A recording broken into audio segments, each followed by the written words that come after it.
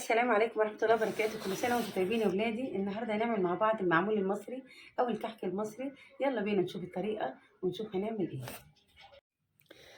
السلام عليكم يا ولادي، كل سنة وانتم طيبين. وبدأنا بقى نعمل معمول العيد. معايا بولة فيها سمنة، 2 كيلو سمنة يا ولادي، زائد 4 معالق سمنة. أنا هعمل معاكم مقدار الكيلو الواحد. الكيلو الواحد بياخد نص كيلو سمنة زائد معلقة. انا النهارده معايا ربع زبده، ومعايا ربع سمنه نباتي، ومعايا معلقه سمنه، ومعايا كيلو دقيق، معايا معلقه ريحه الكحك، معلقه ممسوحه قوي، معلقه صغيره، ومعايا معلقه كبيره ممسوحه محلب. معايا كمان يا ولادي بيكنج باودر، ومعايا ايه تاني، معايا سمسم يا ولادي، ومعايا سكر طحناه طبعا. كل ده السمنه محطوطه زي التورتايه فوق الدقيق. للمقدار الواحد زي ما اتفقنا يا ولادي هنحط اهو ريحه الكحك. ده يا ولادي المحلب.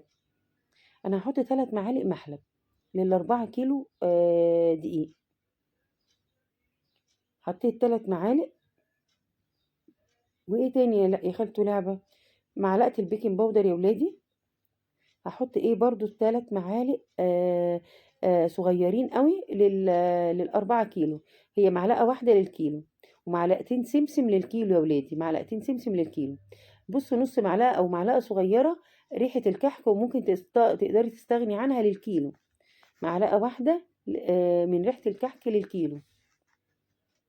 ايه تاني للكيلو يا خالته لعبه؟ معايا خميره، معلقه اهي ممسوحه للكيلو يا ولادي، برضو للكيلو. ملكوش دعوه باللي انا بحطه، انا معايا 4 كيلو. معايا معلقتين سكر للكيلو يا ولادي، معلقتين سكر للكيلو. ملكوش دعوه باي حاجه بحطها. البيكنج باودر معلقه صغيره، والمحلب معلقه كبيره ممسوحه، وريحه الكحك تقدري تستغني عنها. معلقه البيكنج باودر معلقه صغيره، معلقه السكر معلقتين يا ولادي. هقلب الخليط الجاف كله مع بعضه كده. ده المقدار الكيلو يا ولادي، المقدار الكيلو. لمقدار الكيلو هنزل بقى بالنص كيلو سمنة، اللي هو ربع زبدة على ربع سمنة. تقدري تخليها سمنة بس براحتك، زبدة بس برضو براحتك، زائد معلقة عشان يطلع دايب يا ولادي. وهقلب الخليط بتاعي كده. هيطلع حاجة كده بعد ما يتبس معايا طبعا محتاج مادة سايلة، بس انا هبسه الاول، وبعد ما ابسه هتبقى المادة السائلة بتاعتي. عايزين حليب ومية؟ حليب بس براحتك. انا هعمل مية يا ولاد عشان درجة الحرارة، وعشان انا عاملة كمية، والكمية دي خارجة شغل بره، فمش عايزاها تبوظ عند الناس، فانا عاملة مية. هنا بقى يا ولادي كنت افتكرت ان انا ما حطيتش سميد. حطيت لكل كيلو معلقة. الكيلو بياخد معلقة سميد واحدة للكحك المصري يا ولادي، معلقة سميد واحدة للكحك المصري. وهنزل هنا ب4 كوبايات مية، وهلم العجينة بتاعتي. ولو محتاجة حوالي ربع كوباية مية تاني ما يجراش حاجة، حطيها على حسب الدقيق اللي معاكي.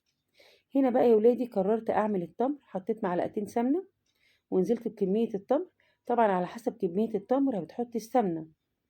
وهفضل بقى الف كده في التمر لغاية ما يدوب في السمنة.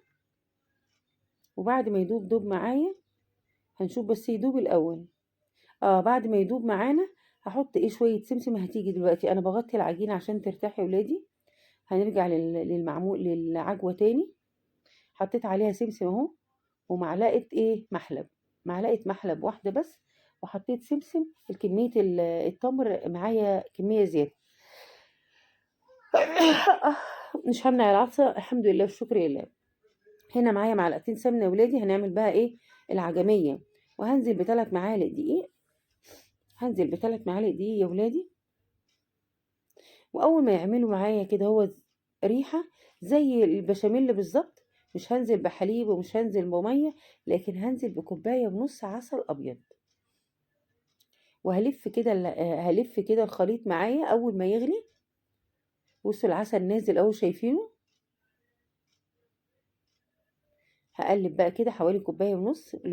لكل معلقه دقيق نص كوبايه عسل.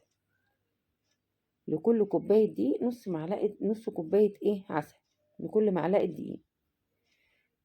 بعد ما يغلي معايا يا ولادي، لو عندك شويه مكسرات حطيها، ما عندكيش ما تحطيش. انا بصراحه دي كانت طلبيه عندي. الطلبيه هم اللي جايبين المكسرات. خالته لعبه بعد الشر، لا يمكن ابدا. انتوا عارفين المكسرات في مصر اوفر اوفر قوي. وهنا يا ولادي كنت قرصت الكحك وحشيته بالعجوة وحشيته بالتمر.